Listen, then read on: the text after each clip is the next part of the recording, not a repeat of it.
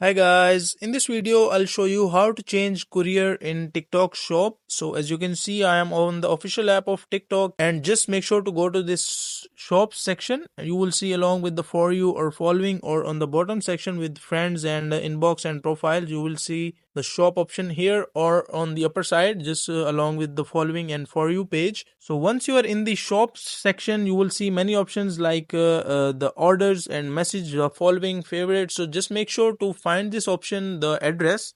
Scroll a little bit and you will see like our offers, history, address and payment. So you can just click on address, and once you click on address you will see an already added address. Let's say you have any address that is added, so you can change it from this section, or you do not have any address, so just click on add an address or just change the address.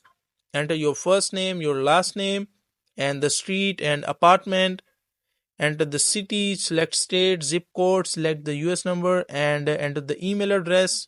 And you can also choose set as default or not. And you can also add some delivery instructions like front door, back door, mail room, or like any other option you want to select. And once you have selected all these options, just click on the save and it will be added to this section like the saved address. So that is how simple and easy you can change the address in TikTok shop, or like add an courier address in the TikTok shop.